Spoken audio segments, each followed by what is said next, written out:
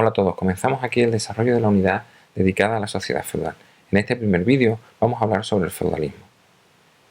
Y ya que hablamos del feudalismo, vamos a comentar que es un sistema político, económico y social que se basa en las relaciones personales entre señores y vasallos. Bien, ¿cuándo aparece este feudalismo? Bien, pues el feudalismo aparece o toma más importancia alrededor del siglo IX en la Europa occidental, y se debe por la aparición de un clima de inseguridad muy importante en la zona. Esto viene por la muerte de Carlomagno, que ya como hemos comentado en otro vídeo, produce una lucha importante entre sus herederos. Esas luchas se van a ver perjudicadas por una serie de invasiones de pueblos, entre los que destacan los vikingos, los musulmanes y los húngaros y magiares. Los vikingos vendrán desde el norte, asolarán la zona de Europa occidental.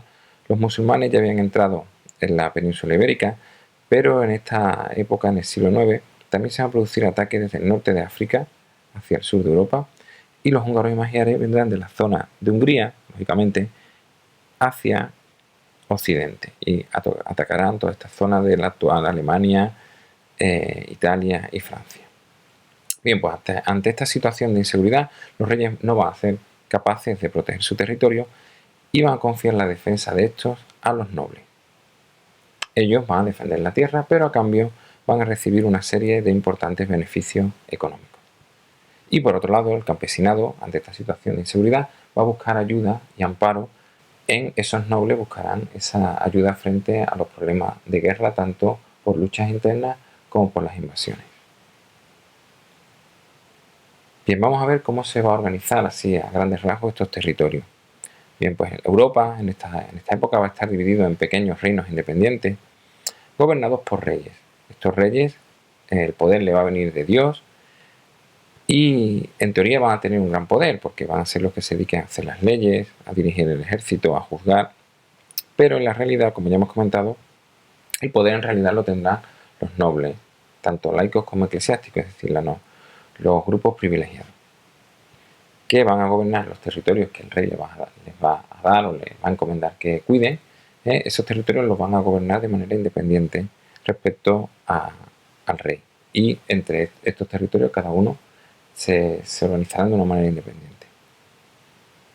El rey se va a ayudar por un consejo real que va a estar formado por estos grupos privilegiados, por nobles y eclesiásticos, y el territorio va a estar dividido en zonas que vamos a conocer como condados y ducados, y al frente de ellos pues vamos a tener a esos nobles que, como ya hemos dicho, gobernarán esos territorios de forma autónoma e independiente.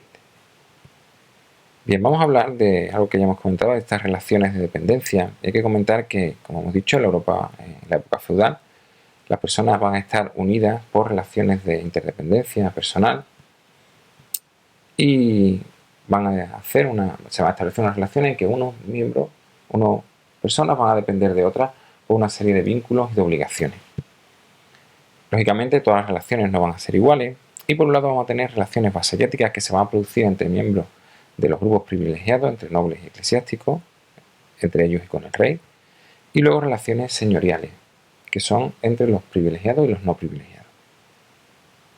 Bien, empecemos por las relaciones vasalláticas y comentemos que, como ya hemos dicho, se van a establecer entre miembros de la nobleza o el clero privilegiados. Ahí tenemos un dibujo que ahora comentaremos, y son relaciones personales, es decir, entre personas, entre dos personas en este caso, un señor que sería un noble de un nivel superior, el rey o un noble de nivel superior, y un vasallo que estaría por debajo de él, pero siempre perteneciendo a los grupos privilegiados.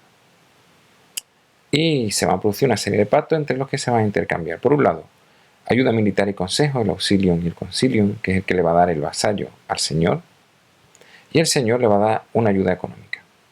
Normalmente una zona, que ya hablaremos de ella, un feudo, en la que conseguirá dinero o riqueza para que el vasallo pueda mantenerse y realizar su tarea de darle una ayuda militar y estar preparado para la guerra y siempre dispuesto a aconsejar al rey o al noble, al señor en este caso.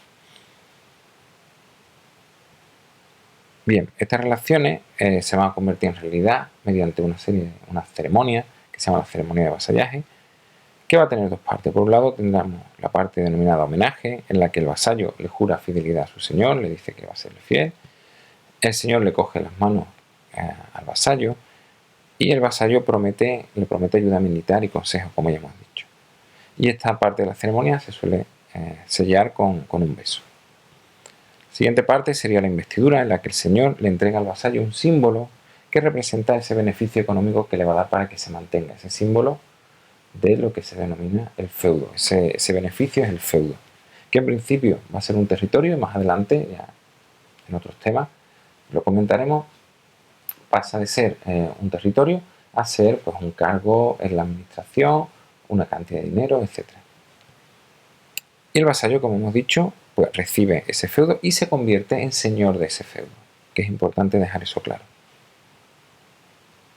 Relaciones señoriales, pues son las que se van a establecer entre los campesinos y los señores de los feudos. Los campesinos van a recibir protección y justicia de su señor y a cambio van a darle al señor pues trabajo e impuestos. Y también pues parte de la cosecha, etc. Bien, hablemos ahora del feudo. El feudo era, como ya hemos comentado, el territorio que se le entrega al vasallo en las ceremonias de vasallaje. En origen eran propiedad del rey, ¿vale? Y el rey se lo entregaba al noble, o el noble, ya veremos, pues podía también entregarlo a un vasallo que tuviera por debajo de él. Y todos los feudos van a tener una estructura muy similar. ¿Cuál es? Pues en principio va a estar dividida en una zona que denominaremos reserva señorial, que es la que aparece marcada en morado, y toda la producción que genere esa reserva señorial va a pertenecer en su totalidad al señor. Ahí en la reserva señorial vamos a encontrar tierras de cultivo, pastos, bosques y la vivienda del señor, el castillo, pues en mayor o menor tamaño, pero bueno, la vivienda del señor.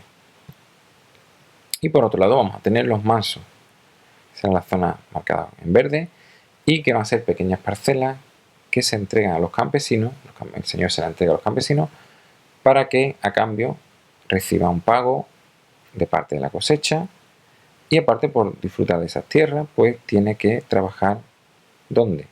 En las tierras de la reserva señorial, en los campos de cultivo, pero también trabajos domésticos, construcción de infraestructura, etcétera, etcétera.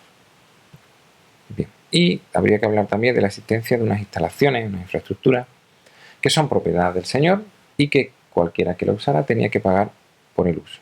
Y ahí tenemos molinos, puentes, prensas, etcétera. Bien, vamos a aclarar algún tema antes de terminar el vídeo. Sería interesante comentar que, por ejemplo, ya lo hemos esbozado un poco, pero que un vasallo puede ser el señor de otro noble de rango inferior.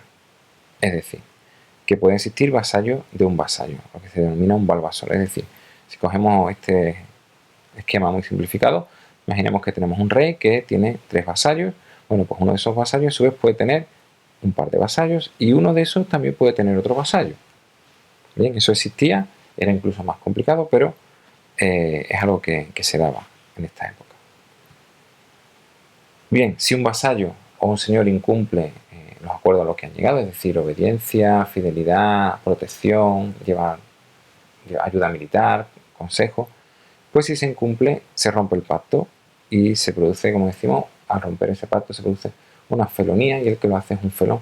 Y entonces ya no, las obligaciones desaparecen completamente porque se ha roto ese acuerdo. Y también hay que comentar que los feudos, si bien en un principio era algo que se le entregaba al vasallo de manera temporal, es decir, mientras viviera, con el paso del tiempo, eso que debería devolver al señor e entregárselo, se lo podía entregar a otro vasallo nuevo que tuviera.